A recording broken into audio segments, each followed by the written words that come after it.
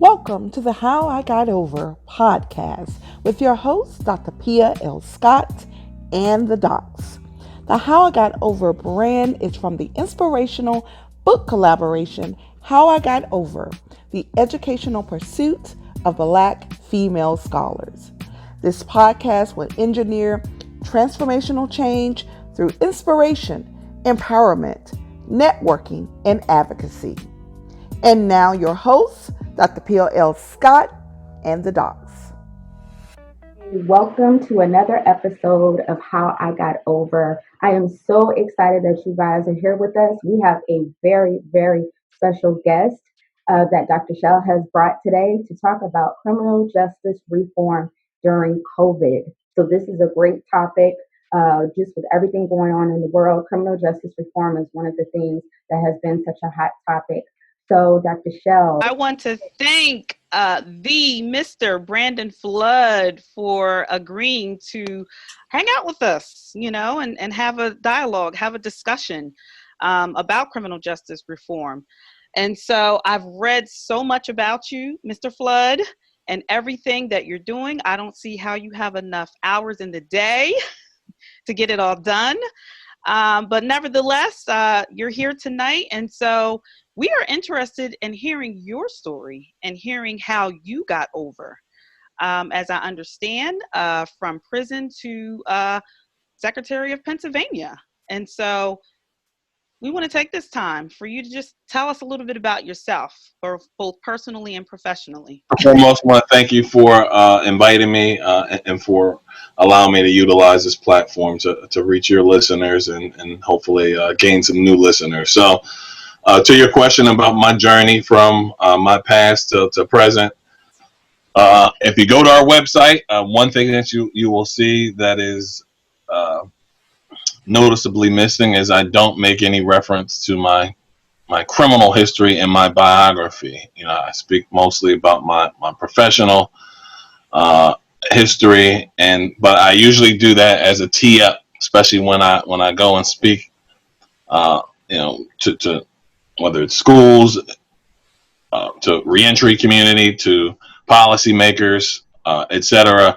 I like to be able to, most folks when I come in, they already have a preconceived notion of who I am, what I'm coming to talk about, what my experience was. So I like to be able to disabuse folks of what their either perception of me, what their perception is of me, and I think that's how I've been effective in how I've been able to navigate and get to where I am is because you play on people's stereotyping of especially black men. So most people assume that my background was completely different than what it was, and that was able to that paid dividends, at least professionally, for me. So most folks don't know I served 9 years collectively in the Department of Corrections, served 4 years as an 18-year-old, came home, still didn't get my act together, subsequently arrested, convicted, and served another 5 years in the Department of Corrections. And it was that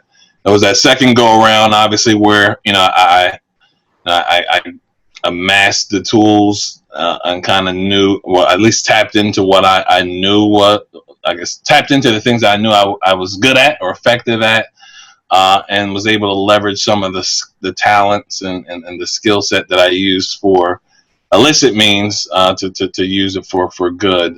So kind of late in my life, 27, I was bitten by the political bug, and being from Harrisburg, which is the capital of Pennsylvania, right here, the epicenter of politics. It was fortuitous for me to come back to this community because I fully sought out an internship. Fortunately enough for me, I was able to secure one probably about 3 months. No, I'm a little bit more. Yeah, about 3 months after I was released from prison. I got to give a shout out to Philadelphia legislator, a gentleman named Frank Oliver Sr., who took a chance on me and first, like I said, and allowed me to get my feet wet. So from there, it was just a matter of seeing how the sausage was made, paying close attention, internalizing that institutional knowledge and then using it for my benefit. So That's what I was able to do. I worked for the House of Representatives. After my internship, I was only in my internship maybe about a month and a half before I was extended full-time employment. Got to give another shout out to another Philadelphia legislator, a woman named Vanessa Lowry Brown, who brought me on as her legislative assistant. And then from there, occupied a number of different positions, served as a research associate for the House Democratic Caucus, left and then worked for the Pennsylvania Legislative Black Caucus as their executive director for 4 years. And then I worked for House leadership as a senior research analyst, and with my specialty was local and state government. So, after so much time in the legislature, eventually I decided to take my talents outside of the legislature into private industry, lobbied for a little bit, and then came back.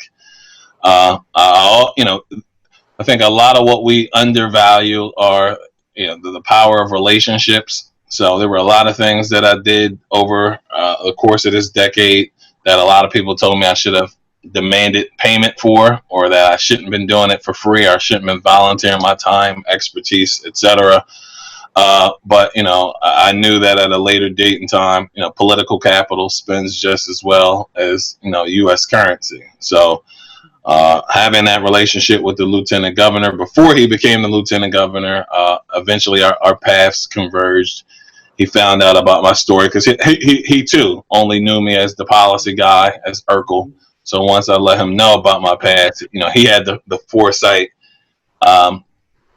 He had the foresight to say, "Hey, let me bring you on and oversee an agency where and most people don't know too. I was a recipient of a pardon in 2019. Governor Wolf issued me a pardon, which allowed me to clear my record and allowed me to take this position. So it was this was the lieutenant governor's brainchild. Luckily for me, a lot of the stuff that we work on, I was working on prior to being appointed. So I was able to hit the ground running, and there wasn't much need for any onboarding. So that was April 1st, 2019. I've been in this role a little bit over a year now, and I'm proud to say that we made some significant changes in that short amount of time. So that's my journey in a nutshell. Wow. Powerful. Impressed. And congratulations on that 1 year milestone. Yeah, absolutely.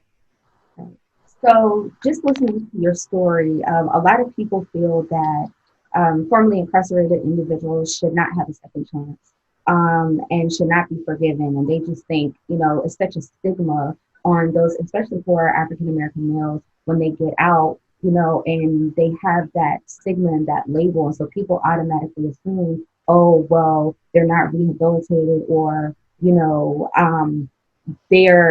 they should come back into society, and they put all these barriers, especially when it comes to employment and different things like that. So why is it so important, and why is criminal justice reform needed?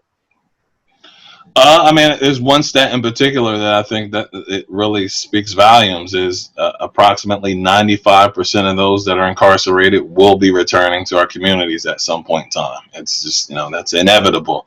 So if you have a population who will be returning back to our communities, you want to be able to set them up for success and not failure, so it makes sense economically too, no matter where you stand politically, or from morally, it makes sense from an economic standpoint too. That's one of the things that I'm touting in my role as secretary, is that there should be more people applying and receiving pardons, and the more people that know about this process and that avail themselves of this process, the less likely they are to recidivate. And I actually have a study being commissioned right now with the Economy League of Greater Philadelphia, where they're studying recidivism rates of clemency applicants. And the preliminary numbers that we got back is, those that receive a pardon recidivate at a rate of 3%, compared to when you talk about our Department of Corrections, not just in Pennsylvania, but nationally. Recidivism rates are 60-70%. So We have a proven track record at really changing lives and giving people it's about redemption. So that's the main thing that we're touting, and trying to get our legislature on board and making a greater investment in us. Most people, especially in Pennsylvania, think that when I got this position that they just created the position, and we've been around since 1872. It just wasn't that much of a focus on us and the work that we do. So that's why it's important, because the vast majority of folks that enter our penal systems will be coming back to our communities. Yes, thank you so much for that. I did my dissertation and my research on African American men in rehabilitation and formerly incarcerated, those coming back from incarceration back into the communities. And they talked a lot about, as something as simple as getting an ID to go work, or housing where, they're already discriminated against when they come out. So it's like society is setting them up for failure to, recidivate or go back into prison. So thank you for addressing that. Absolutely. Yes.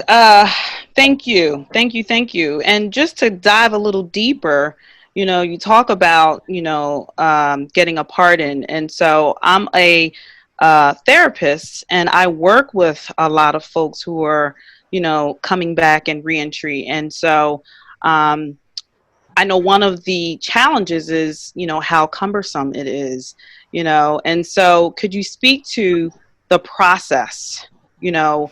How does that process begin? Are there resources available? And is it similar in other states? I don't know if you can speak to other states, but definitely Right. for Pennsylvania.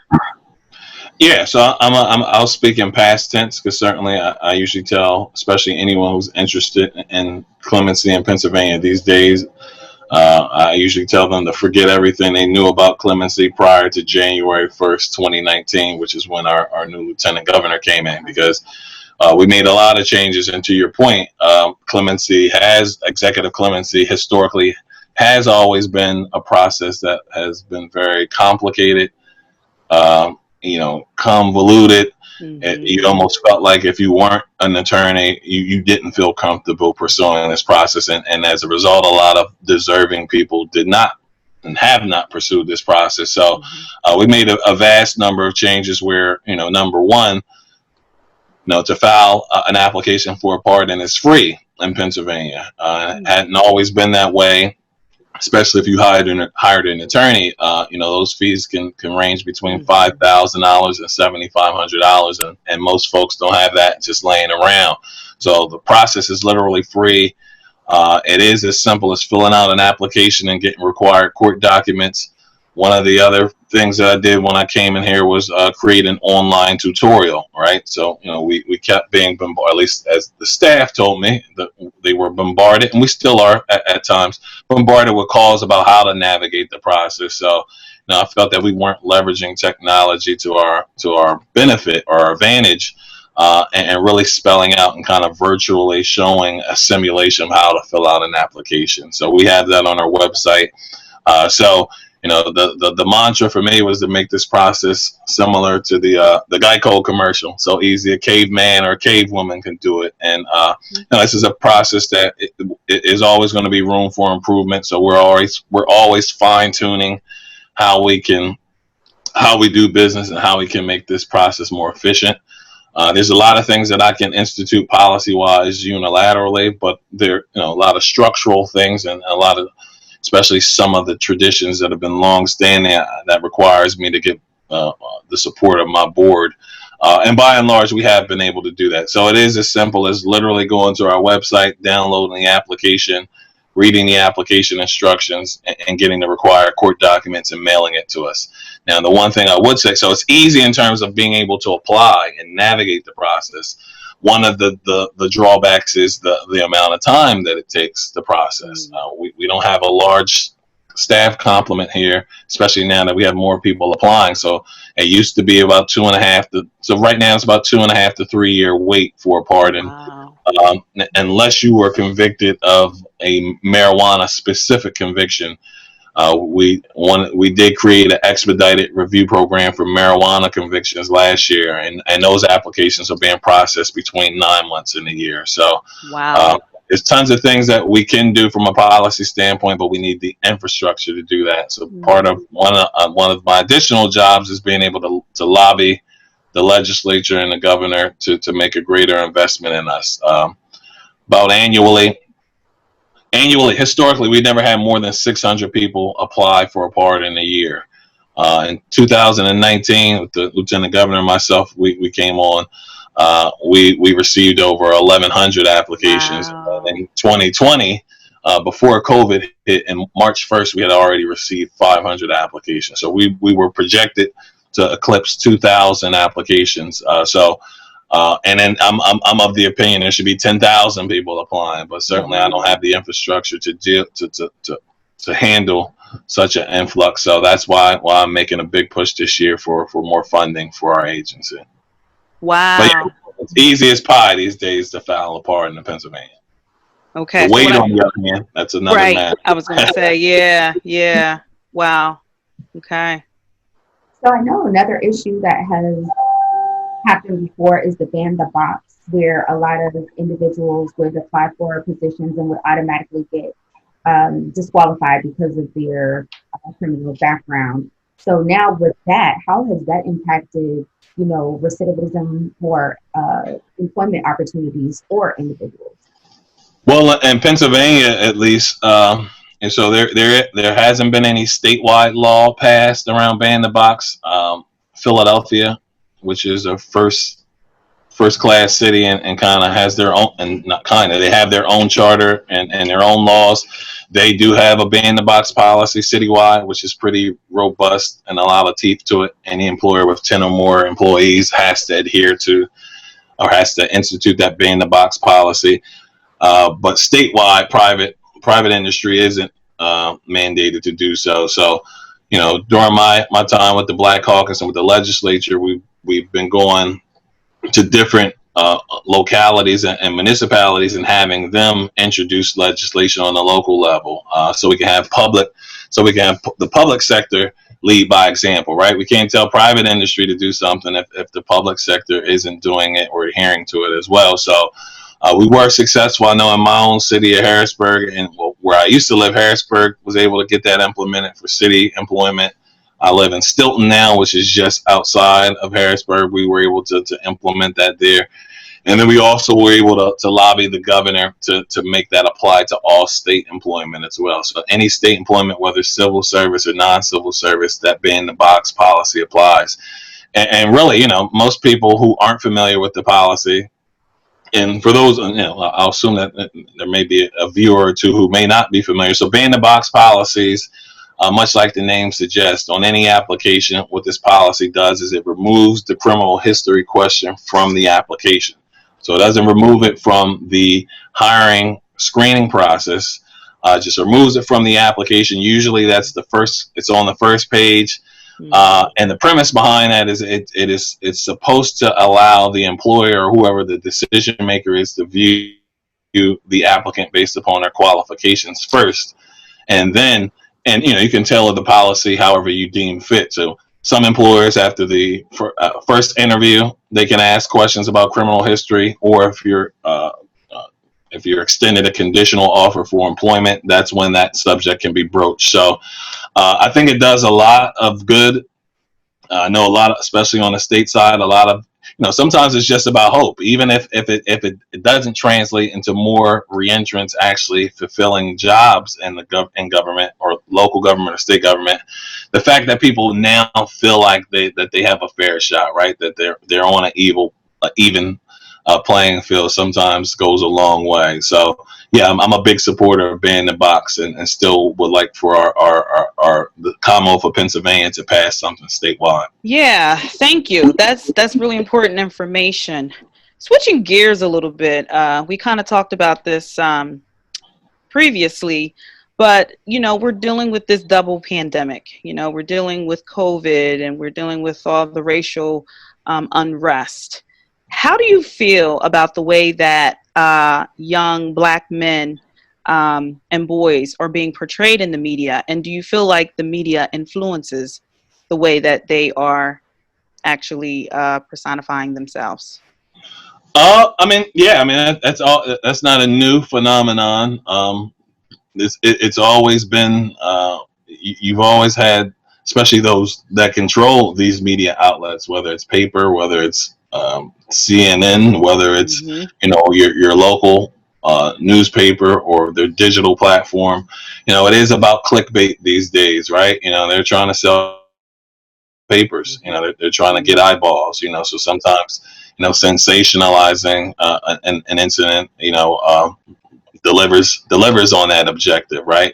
So I've been the victim of it myself too, where I can have an interview that was completely misrepresented, or a lot of people, we live in a microwave society too, so some people aren't going to read anything but the headline. The headline's all they need to see. They don't need to click the article and delve further. So I think there's some shared responsibility from our readership or viewership, generally, and then also our media outlets who seem to sensationalize, the black and brown people and the issues that confront them, systemic issues that confront them on a daily basis. So, I know, we've always said about, hey, making sure we have alternative media outlet platforms, and the fact that you all are doing this podcast is an alternative media platform where, if folks are concerned about receiving fake news all the time from the mainstream media outlets, that they can, on a more local level, independent level, get real talk. So I think one way to counteract that is by creating and leveraging these platforms just like this. And at the end of the day, we can't control what other people do, especially folks that, especially private industry. We can only control what we can control. And that's why I say about with creating these platforms, and then more importantly for us, making sure that we don't also, sometimes a lot of us can also get in the habit of perpetuating fake news as well too. So we're just as culpable, because we're, like I said, we're not reading beyond the headline. So that's my take on things. And at the end of the day, I think, as long as, people are always watching, right? So, and I've certainly been on the end of it hasn't always been just congratulations and well wishes on my end. Certainly there have been things that I've said that folks disagree with and may have been misrepresented. But at the end of the day, as long as you're consistent, folks recognize that, and we all should value each other's opinions, but facts are facts. There's no such thing as alternative facts. Thank you so much for being a guest on our podcast and giving us such great information. So can you let us know, how people can follow you or contact you? Right. So anything Board of Partners related, one of the other things that we did when we came on, both the Lieutenant Governor and I, was we revamped our website. Our website at one point in time was very intimidating. A lot of legalese used, a lot of text, a lot of voluminous documents. So if you weren't a lawyer, when you previously went to our page, you saw that and automatically became discouraged with the clemency process. So our website is chock full of resources now, stuff related to clemency specific stuff, and some stuff that's just around criminal justice reform. So our website, which is www.bop.pa.gov, it's replete with resources. Or folks can find me on Facebook under my name, Brandon Flood, or Brandon J. Flood. I do pride myself on being accessible.